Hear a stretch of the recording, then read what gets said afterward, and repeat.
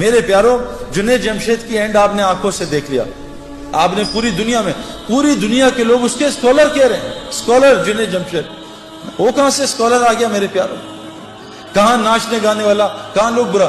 جس وقت اس کا جنازہ ہم رکھ رہے تھے تو اس وہ جو علاقہ تھا جہاں سارے بڑے بڑے مشائخ دفن ہوئے، سارے جن کے، یعنی کہا حضرت عبداللہ بن مسعود فرماتے ہیں زندہ کی اتباع کبھی نہ کرنا. زندہ کے پیچھے کوئی میرے پیچھے چل پڑے سیدنا، نہیں، مرنے کا کوئی پتہ نہیں اس کا کیا ہو، ہمیشہ مروں کی اتباع کرنا. وہاں سارا وہ بلاک ہے جو مرا ہوا ہے، اور کیا ان کا مرنے کے بعد لوگوں کی ہدایت کا وہ ذریعہ بنے. اس بلاک میں کونے میں جنید کو دفنایا. اس جگہ میں اور جنید کا جو بزنس پارٹنر ہے وہ سہیل، باقی تقریباً سارے علماء اور مفتی اس کے جنازے کو دفنا رہے تھے. یہ عزت میرے پیارے. علماء اور مفتی کون ہوتے ہیں؟ اللہ کے نبی کے وارث. یہ قیامت کے دن شفاعت کریں گے لوگوں کی. یہ وہ لوگ میرے پیارو، جنید کا یہ کتنی عزت اللہ نے دی. یہ کیا دنیا کی وجہ سے دی؟ محمد یوسف غیر مسلم، کلمہ پڑھا، مسلمان ہوا. 2 یا 3 سال اس نے کلمہ چھپایا. بعد میں جب یہ ہمارا ایک سفر ہوا سعودیہ کا، میں اس کو مس کر گیا. تو اس سعودیہ کے سفر میں پاکستان ٹیم گئی میچ کھیلنے، تو وہ میچز کینسل ہو گئے. لیکن اللہ نے شاید یوسف کے لیے نظام چلایا تھا. یوسف کو پتہ چلا سارے کعبہ دیکھنے جا رہے ہیں. وہاں ٹی وی پہ ہر وقت طواف چلتا رہتا ہے. یوسف نے راشد لطیف سے کہا یار مجھے بھی کعبہ دکھا دو، میری بیوی مسلمان ہے. انہوں نے کہا تمہارے پاسپورٹ پہ تو غیر مسلم لکھا ہے. کہا مجھے مسلمان کر دو تو میں کچھ کر دو. تو یوسف نے مولوی طارق جمیل صاحب کو فون کروایا. مولوی طارق جمیل صاحب کو اللہ جزائے خیر دے. یوسف کی ساری ترتیب بنائی کہ عربوں کو کہا دیکھو یہ میرا آدمی ہے، یہ بہت بڑا کرکٹر ہے، بہت بڑا، اس کا وہ بناؤ، اس کا پیپر، یہ مسلمان ہے، اس کا پیپر بناؤ اور اس کو عمرہ کراؤ. جب انضمام کہتا ہے میں نے یوسف کا ہاتھ پکڑا. ہم تو کیونکہ اتنا پولیوشن ہو چکی ہے نا، ہمیں تو نظر ہی نہیں آتا نور، ہم تو پولیوٹڈ ہے نا. جو آدمی گوبر کے میدان میں بیٹھا اس کو گوبر کی بدبو تھوڑی آتی ہے نا. جو آدمی پرفیوم کی دکان میں بیٹھا اس کو خوشبو تھوڑی آتی ہے پرفیوم کی. گاڑی میں بیٹھے، گیلی گاڑی ہے، بدبو آ رہی ہے، 5 منٹ بیٹھے گاڑی کی بدبو ختم ہو جاتی ہے. ہم اتنا ظلم دیکھ رہے ہیں، ہم اتنا آنکھوں سے حرام دیکھ رہے ہیں، ہمیں کچھ نظام نظر ہی نہیں آتا کہ اللہ کا نظام کیسے چل رہا ہے، رزق کیسے ملتا ہے، یہ بیماریاں کیوں آ رہی ہیں، یہ پریشانیاں کیوں آ رہی ہیں. ہم تو سمجھ رہے ہیں سیکیورٹی مسئلہ ہے، ہم تو سمجھ رہے ہیں حکومت والے خراب ہیں. غلط، بکواس،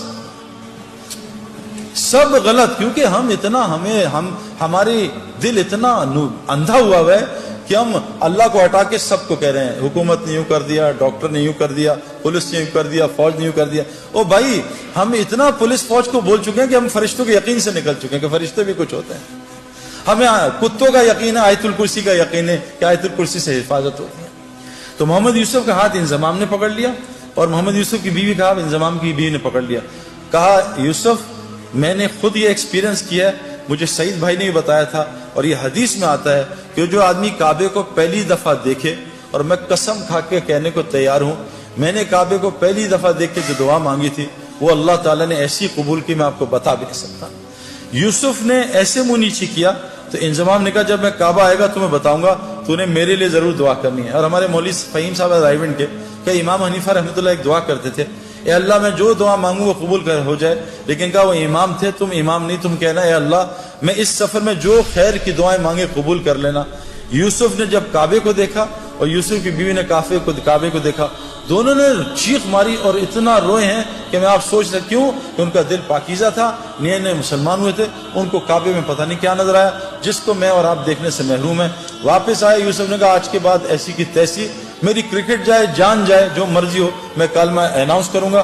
عبد الوہاب صاحب حاجی سے مشورہ کیا، حاجی صاحب نے کہا اعلان کر دے. یوسف نے کلمے کا اعلان کیا. میرے پیارے بہنوں اور دوستوں، بھائیوں، یوسف اتنا بڑا کھلاڑی نہیں تھا جتنا اس نے ریکارڈ کیے. اس نے 5 سال میں سارے ریکارڈ توڑ دیے. بریڈ مین دنیا کا بہترین کھلاڑی، اس کا ایک ریکارڈ توڑا، 2 شاید. ویب ریچرڈ جو میرا فیوریٹ کھلاڑی تھا اس کا بھی ریکارڈ توڑا. اتنے 5 سال میں ریکارڈ توڑ دیے کہ ہم حیران پریشان رہے. میں آپ کو صرف یہ سمجھانا چاہتا ہوں دین میں لگنے سے دنیا کہیں نہیں جاتی. جو دنیا اللہ دیں گے آپ کے خوابوں میں نہیں ہے. یہ ظالم باطل ہمیں دھوکہ دے رہا ہے. میں اس دھوکے سے ایک ڈبکی مار کے آ رہا ہوں اور آپ کو بتا رہا ہوں مت اس دھوکے میں پڑو، نکل آؤ دھوکے سے. یہ دنیا چند سیکنڈوں کا مزہ ہے. یہ لڑکی پہ نظر پڑی، چند منٹ کا مزہ، اس کے بعد دماغ خراب، دل خراب، پریشانی، اریٹیشن، چند سیکنڈوں کا مزہ ہے. میں نے نیا موبائل لیا, یہ 5 چل رہا ہے نا, آج کل 7 آیا ہوا ہے. میں ان پنگوں میں ساری زندگی گزاری.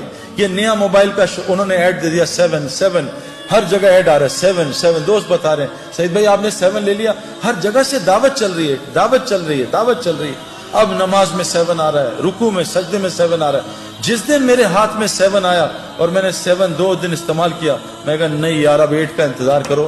یہ دنیا یقین کریں جتنے مرضی پیٹو ہوں, ماشاءاللہ لاہور میں تو کھانا ٹھیک ٹھاک کھایا جاتا ہے, جتنے مرضی پیٹو ہوں, افطاری آئے اور افطاری سے پہلے دب یا پکوڑے ساری کھا جاؤں گا, سموسے بھی کھا جاؤں گا, جلیبی بھی کھا جاؤں گا, بس میں کھاؤں گا اور پانی پورا گھڑا پی لوں گا. جہاں 2 پکوڑے گئے, سموسے گئے, بھوک بھی ختم, مزہ بھی ختم.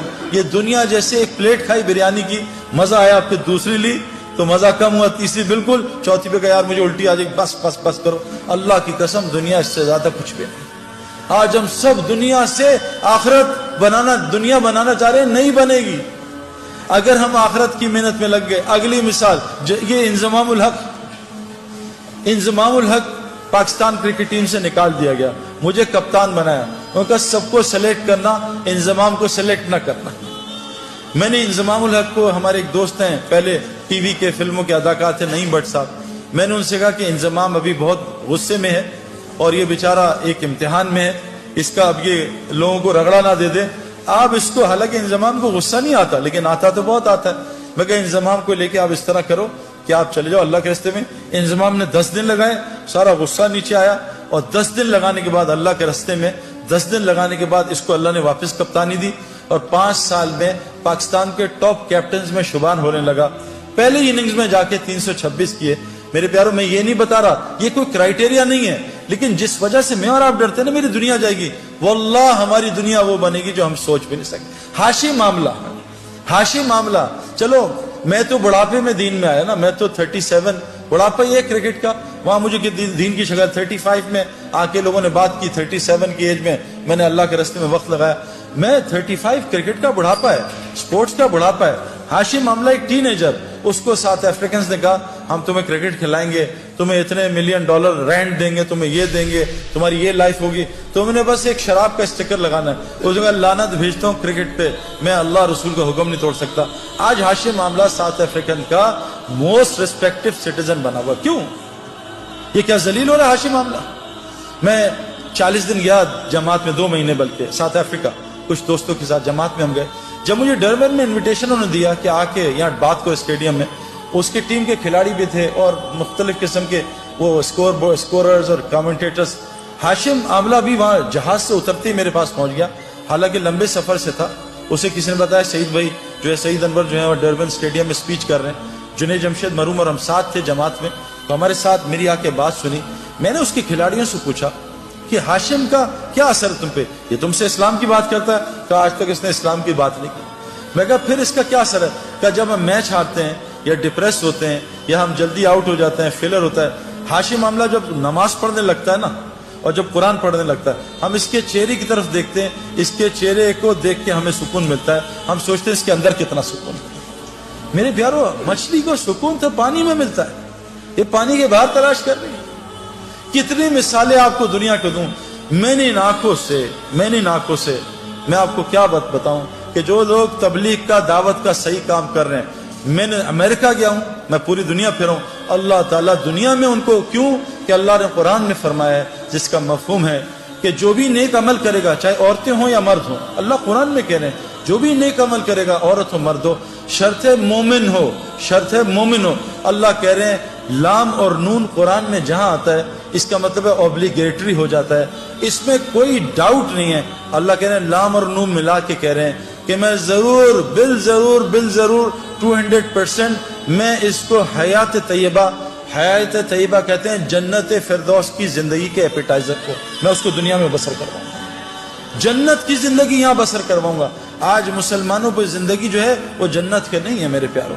کیوں کہ آج مسلمانوں میں کیا ہے, دیکھو جنت کی زندگی کے علامات ہیں, جہنم کی زندگی کے علامات ہیں. جب سردیوں کے ریکارڈ ٹوٹنے شروع ہو جائیں, علامت ہے کہ ٹھنڈی جہنم سانس لے رہی ہے, کہ ان کو میرے پاس بھیجو. جب گرمیوں کے یہ جو الگ الگ چیزیں آ رہی ہیں نا, وہ اپنی جگہ, میں آپ کو قرآن اور حدیث کی باتیں سنا رہا ہوں. جب گرمیوں کے ریکارڈ ٹوٹنے لگیں سمجھ لو جہنم جو گرم ہے وہ سانس لے رہی ہے، جہنمیوں کو اپنی طرف بلا رہی ہے۔ آج پوری دنیا میرے پیارو یہ اس کا شکار ہے۔ جنت کی زندگی کیا ہے؟ الا قیلا سلاما سلاما، الا قیلا سلاما سلاما۔ ہمارے اندر سے سلام ہی ختم ہو گیا۔ جہاں سلام سلام سلام ہو یہ جنت کا ماحول ہے، جہاں گالم گلوچ غیبت جھوٹ بد نظری یہ جہنم کا ماحول ہے۔ جہاں تو میں لڑائیاں، جہنم میں یہی ہوگا، تو نے مروا دیا، تیری وجہ سے ہوا، تیری وجہ سے میں فیل ہو گیا، تیری وجہ سے کاروبار میں نقصان ہو گیا۔ یہ جہنم کی علامات ہیں۔ جیلوں کا بڑھ جانا، ہسپتالوں کا بڑھ جانا، کورٹ کچہریوں کا بڑھ جانا، مسلمانوں کا آپس میں لڑنا، میرے پیارو یہ علامت جنت کی نہیں ہے۔ یہ جو تبلیغ کی محنت ہو رہی ہے نا، یہ اس لیے محنت ہو رہی ہے کہ ہم ایسی وہ محنت کر لیں جو حضرت محمد صلی اللہ علیہ وسلم نے صحابہ پہ کی۔ اللہ نے 35 سال کی صحابہ پہ محنت پہ ان کو وہ دنیا دی کہ 70% دنیا ان کے قدموں میں آ گئی تھی۔ مدینے میں ایک آدمی زکوٰۃ لینے والا نہیں تھا۔ عمر بن عبدالعزیز جو تابعی تھے ان کے زمانے میں پورے افریقہ میں ایک زکوٰۃ لینے والا آدمی نہیں تھا۔ میرے پیارو اگر ہم صحیح دین پہ آ جائیں اللہ ہمیں وہ دنیا دے گا جو آپ سوچ بھی نہیں سکتے۔